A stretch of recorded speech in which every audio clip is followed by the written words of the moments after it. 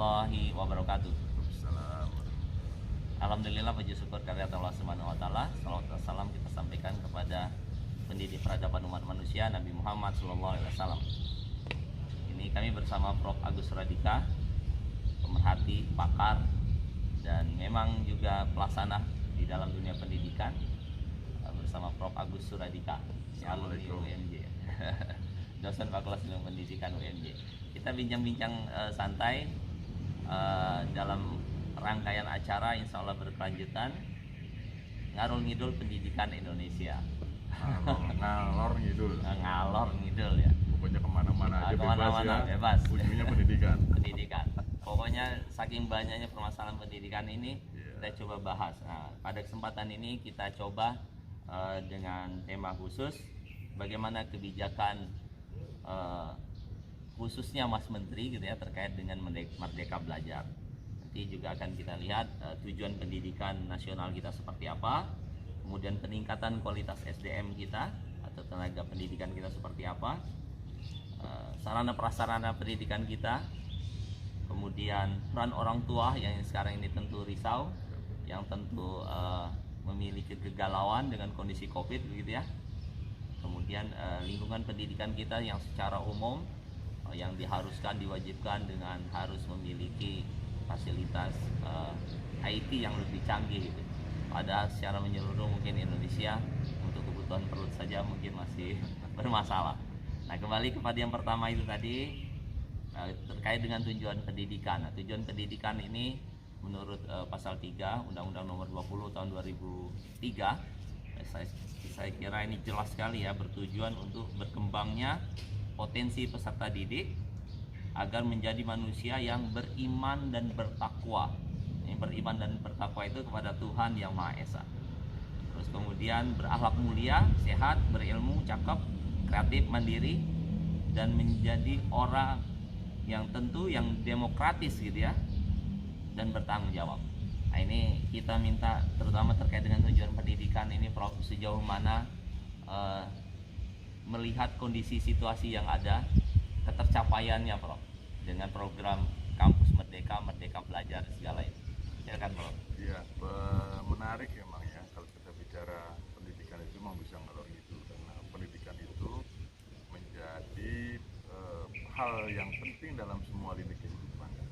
Bangsa yang maju karena pendidikannya maju, demokrasi yang maju karena pendidikannya maju. Jadi kemajuan pendidikan itu menjadi cita-cita yang sangat penting. Tidak ada satupun negara modern, negara maju di dunia ini yang pendidikannya tidak maju. Dan selalu ada korelasinya, keterpurukan pendidikan itu juga membawa implikasi pada keterpurukan negara tersebut dalam berbagai lini kehidupan. Nah, tujuan pendidikan nasional kita itu salah satunya adalah menyiapkan anak-anak kita, potensi anak-anak kita itu menjadi yang beriman dan bertakwa. Inilah yang kemudian kita di Muhammadiyah ya, terutama ya, itu risau sekali ketika roadmap peta jalan pendidikan itu, kata-kata takwa dulu kan hilang sempat ya. Tapi kemudian kita menyuarakan itu, kemudian kembali lagi ada peta jalan mengenai iman takwa. Iman takwa itu fundament. Kalau seseorang sudah memiliki keimanan dan ketakwaan, maka dari aspek yang lain, pengembangan kognisinya, afeksinya, psikomotoriknya, dengan fundament keimanan ini akan lebih memudahkan dia di dalam memahami realitas kehidupan. Dan ujungnya kalau dia sudah beriman bertakwa, dia akan punya akhlak mulia, dia akan sehat, dia akan luhur budi pekertinya, berdemokrasi dan siap dalam kehidupan yang heterogen ini, plural ini, saling memahami, menghargai. Dan itu sebenarnya cita-cita Indonesia didirikan itu kan salah satu agendanya adalah mencerdaskan kehidupan bangsa. Nah, dalam konteks itu bangsanya yang cerdas adalah kehidupannya. Kehidupan itu adalah interaksi antar manusia. Kalau bangsanya cerdas kehidupannya, maka itu akan menambahkan satu kemajuan. Dan ini juga cita-cita Muhammadiyah, Islam berkemajuan. Jadi Mas Riyandi ya, jadi soal tujuan pendidikan itu ya itu sudah merupakan rumusan yang dipikirkan secara matang di dalam Undang-Undang Sistem Pendidikan Nasional. Jadi itulah yang mesti kita capai, dan pencapaian tujuan itu sudah betul-betul melalui sebuah proses panjang dari jalur-jalur pendidikannya, jalur formal, informal, non formal, jalur kemudian leveling pendidikannya. Jadi kalau kemudian semua sistem pendidikan, kalau kita bicara sistem maka saling mempengaruhi di antara komponen itu menjadi hal yang penting diperhatikan dalam memajukan pendidikan di Indonesia. Kira itu. Iya, menarik sekali nih Bro. Kemajuan suatu negara tergantung akan kemajuan pendidikannya. Berkorelasi, betul sekali. Sangat-sangat korelasi ya. Jadi kalau pendidikannya nggak maju, maka negaranya akan sulit untuk dikatakan maju ya dalam berbagai bidang ya. Kita lihatlah fenomena Malaysia ya. Malaysia itu kan menarik tuh. Malaysia Korea. Tahun 80-an saya masih kuliah dengan teman-teman dari Malaysia Korea. Ya. Artinya mereka 90-an. Mereka melihat Indonesia sebagai yang punya kemajuan pendidikan. Mereka belajar ke sini. Ya. Sekarang kita jauh tertinggal. Kenapa? Karena retorika politik dalam negara itu ya pendidikan oke, dalam kampanye politik soal pendidikan. Tetapi ketika bicara anggaran pendidikan misalnya ya, kita harus berjuang maksimal untuk memenuhi amanah undang-undang tentang 20%. Itu pun kan panjang sekali ya. Sehingga saya sampai sekarang belum puas terus dalam kaitan itu. Kenapa? Karena gaji guru itu masih masuk di anggaran pendidikan. Tapi kalau kita bicara dari perspektif yang luas ya, anggaran pembangunan bidang lain, itu gaji pegawainya nggak masuk ke situ. Nah ini karena apa? Karena Mahkamah Konstitusi membolehkan gaji guru dihitung sebagai 20%. Padahal kalau gaji guru dikeluarkan, kita masih punya ruang untuk menambah lagi biaya pendidikan. Tapi jangan bicara dulu korupsi pendidikannya, nanti agenda lain ya. Agenda lain lah kalau korupsi pendidikan. Tapi ini penting sekali berbicara mengenai keberpihakan politik ya di dalam kaitannya dengan memenuhi agenda-agenda pembangunan pendidikan dan pembiayaan pendidikan itu menjadi hal yang sangat penting. Oke, saya kira ini Prof kita ini sudah berpengalaman mengelola pendidikan di DKI Jakarta, dan kita akui bahwa para guru di DKI Jakarta insya Allah dari segi kesejahteraannya sudah terpenuhi lebih bagus ya. Prof ya. Masih ada stratifikasi di Jakarta itu, saya mencatat sedikitnya 5 stratifikasi. Ya. Kalau kita tafsirkan kesejahteraan dalam arti sempit pendapatan ini langsung terkait dengan peningkatan SDM Prof sekaligus. Karena terkait dengan dana. Jadi kalau kita lihat dari aspek penerimaan take home pay itu masih ada 5 stratifikasi guru di Jakarta. Yang pertama guru PNS yang bekerja di sekolah negeri atau dipekerjakan di sekolah swasta, masih ada beberapa. Ini yang paling tinggi. Tinggi sekali. Bisa 25 juta ya? Ya more or less lah. Yang paling rendah itu saya kira antara 11-12 ya. Dan paling tinggi itu yang ada guru SD golongan 4E itu hampir ya 25-30. Yang kedua adalah guru-guru 25-30 juta Prof ya. Ini karena masih ada yang 500.000 di pemerintah di Indonesia. Nah ini nanti akan saya ceritakan pada bagian yang lain ya. Jadi leveling atau stratifikasi strata ini harus pelan-pelan didekatkan, hanya paling 1, 2, 3 gitu ya. Kalau ini sampai 7, dan sekarang mungkin sudah bergeser ke 5. Yang pertama PNS yang bekerja di sekolah negeri, itu yang tunjangan kinerja daerahnya ya lumayan tinggi gitu ya sampai sekarang ya. Kemudian yang kedua adalah guru-guru yang bekerja di sekolah swasta papan atas. Ya, papan atas itu yang dimaksud adalah sekolah yang memang secara historis lahir bukan dari konteks sejarah tentang satu ideologi pendidikan yang kuat ya. Tapi sekolah yang memang lahir di samping ada ideologi pendidikan juga ada semangat bisnisnya. Jadi makanya yang sering disinggung sebagai sekolah itu adalah kapitalis yang licik. Bingkainya yayasan tapi keuntungan diperoleh dari sana. Iya betul. Nah, tapi ya itu memang dalam mengelola sekolah swasta itu harus fenomena perspektifnya perspektif bisnis. Nah di sini orang-orang yang guru-guru sudah lumayan lah sejahtera. Yang ketiga guru-guru yang ada di sekolah swasta. Level 3 ya. Sekolah-sekolah negeri yang tidak dikelola oleh Pemda DKI. Saya ada sekolah yang dikelola Departemen Agama, sekolah lain. Karena TKD mereka belum berbeda. Dan DKI tidak bisa memberikan TKD pada mereka karena apa? Institusi pembinanya adalah kementerian lain, bukan Pemda DKI. Nah, dalam kaitan itu yang keempat, yang kelima ini yang perlu kita pikirkan secara serius adalah guru-guru di sekolah swasta papan bawah yang lahir dari semangat untuk membantu masyarakat dalam pendidikan, tapi dari aspek pembiayaan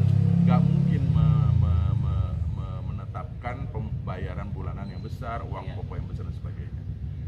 Nah ini guru-gurunya masih ada tuh yang mungkin 1-2 juta ya, yang Iya, belum betul. memenuhi standar upah minimum provinsi. Iya. Nah DKI untungnya, memang DKI diuntungkan dengan anggaran yang cukup. Saya dulu Iya. punya pengalaman di sana, ikut membantu gubernur, Iya. juga sebagai ketua PGRI. Kita usulkan itu mengenai tambahan pendapatan untuk guru-guru swasta dan disetujui sampai Dan sekarang. disetujui. Dari soal itu akan terus meningkat sesuai dengan anggaran yang juga terus meningkat. Jadi memang kalau bisa sih nanti cuma paling tinggi 2 lah. Iya, Ini yang tinggi, ini yang menengah. Kesenjangannya gitu itu ya. Kesenjangannya nggak Iya. terlalu jauh. Sekarang ini kesenjangannya ada yang 1-2 juta, ada yang 25 sampai 30 juta Iya. gitu ya. Memang sangat jauh sekali. Jangan sangat jauh. Ini Dan itu betul problem. sebagai ketua PGRI Pernah ya. DKI Jakarta ya Prof ya, yang juga membina PGRI di Universitas Muhammadiyah Jakarta. Oke Prof, itu yang kedua. Yang ketiga terkait dengan sarana prasarana pendidikan Prof. Nampaknya masih belum seideal dan semanfaat yang bisa digunakan oleh siswa ya, tentu berbagai jenjang. Bagaimana Prof? Inilah sebetulnya memang kalau dari sisi sarana prasarana, kalau kita bicara makro Indonesia Ya, ya, saya dulu ketika menjadi anggota Komnas Pendidikan ya, tahun 2000-an lah itu bersama Prof. Panji Jalan, Prof. Boni, tokoh-tokoh senior yang sangat saya hormati, Iya. saya kagumi ya. Itu saya terbelalak melihat bagaimana sarana prasarana di sekolah-sekolah swasta iya, sangat menyedihkan, terutama swasta lagi-lagi yang yang papan bawah. papan bawah. Dan ini adalah bentuk partisipasi mereka yang dihargai. Iya, Ketika menjadi birokrat di DKI, saya memang pernah mengusulkan untuk adanya alokasi anggaran bantuan untuk sarana prasarana sekolah swasta. iya, Tapi problemnya adalah karena ini biaya investasi. Kalau kita bicara pendidikan itu 3 biaya ya. iya, Biaya investasi, biaya operasional, biaya personal. oke, Karena biaya investasi, maka sekolah-sekolah itu memang untuk investasi dibiayai yayasan. Ya. Tapi perkembangan zaman menunjukkan bahwa yayasan mungkin ada semangat, punya lahan yang cukup, iya, tapi untuk memaintain, maka saya usulkan waktu itu oke lah, investasi tidak, tapi maintain itu kan operasional. iya, Ya, bisa juga dia menjadi operasional, Renovasi ya. renovasi dan seterusnya. Jadi memang ini yang perlu mendapat perhatian serius. Kalau dari perspektif pembiayaan operasionalnya sudah ada bantuan operasional pendidikan, ada BOS dan sebagainya. Tapi sarana prasarana untuk di sekolah-sekolah papan bawah dari sisi hibah udah juga ada ya, misalnya pemberian ruang kelas baru dan sebagainya. Betul, Ya, ya, itu juga udah ada. Tapi dari sarana yang luas, laboratorium dan sebagainya ini saya kira perlu menjadi perhatian serius ya. Nah mungkin juga kalau saya berpikir katakan anggaran pemerintah terbatas, maka peran swasta, bukankah hasil dari output pendidikan itu akan menjadi outcome di dunia industri? Jadi akan sangat bagus sekali. Saya kira beberapa pengalaman dari sekolah-sekolah swasta yang pernah kami kunjungi di Solo, Iya. juga di Jakarta. UMJ kita sebenarnya punya pengalaman menarik ketika D3 otomotifnya itu bekerja sama dengan UT, United Tractor, dan dia Iya. ada kebersamaan di situ, dan ini disebut dengan link and match kalau dalam pemahaman saya, menyesuaikan antara tuntutan kebutuhan industri dengan sekolah. Jadi hal yang saya kira penting untuk duduk bersama antara Kementerian Pendidikan, Kementerian Industri, Kementerian Tenaga Kerja, supaya ada satu perencanaan yang integrasi ya, dalam kaitan dengan pendidikan. Sekarang kan berkah di dunia pendidikan, kadang menjadi musibah di dunia industri. betul. Jadi lulusannya banyak tapi nggak terserap gitu Iya, ya. iya, iya. Atau ada lulusan tidak siap latih, siap kembang. Kenapa? Salah satunya karena sarana pendidikan yang saya kira perlu mendapat perhatian serius. Jangan sampai anak mesin itu menjadi lulusan sastra mesin gitu. Maksud sastra Iya, mesin iya. apa? Ya dia tahu cerita mengenai bagaimana membongkar pasang mesin. Tapi ketika dia Praktek, praktek gitu ya. Atau dulu saya ingat betul ya ketika saya di Dewan Pendidikan itu mau mencari siswa lulusan dari SMK yang bisa mengelas welding di laut, iya betul. itu nggak ketemu. Nggak ketemu, ya. Akhirnya kita kerjasama dengan Korea, mereka dilatih ya. Jadi memang integrasi perencanaan itu yang saya kira penting di dalam kaitannya dengan industri dan sekolah. Kalau di kondisi COVID ini, Prof, sarana prasarana yang sangat perlu itu untuk seluruh wilayah Indonesia mungkin sudah kita dengar-dengar ya, terkait update kalau kita ngajar di berbagai online di mahasiswa ini terkait dengan kuota, terkait jaringan internet. betul. Itu padahal masih lingkup Jabodetabek gitu. Bagaimana kalau kondisi secara nasional? Jadi perlu sarana prasarana apa yang perlu disiapkan? Nggak usah jauh-jauh ya, saya punya tempat tinggal kedua ya, rumah kedua itu di Bogor. Dan itu Penghuninya juga kedua, bro. oh enggak. Ini mancing nih. Pertanyaan subversif nih, bahaya. Nah, apa namanya, menarik di sana ya. Saya tertegun ketika seorang kepala sekolah datang ke rumah gitu lalu menceritakan. Tapi memang dasar pendidikan itu kan 3 pilar ya, masyarakat, sekolah, pemerintah. Jadi apa yang sekolah tidak bisa siapkan, pemerintah bisa membantu. Apa yang pemerintah sekolah, masyarakat bisa membantu. Lalu saya tanya ke mereka, karena keluhannya adalah gimana siswa kami mau belajar, Pak?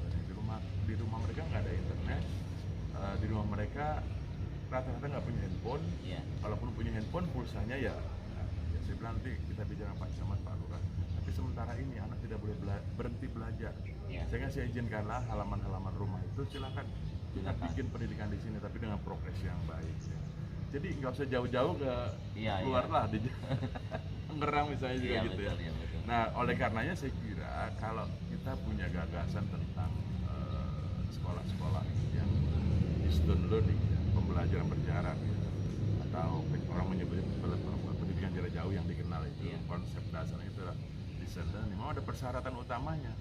Persyaratan utama apa? Motivasi tinggi.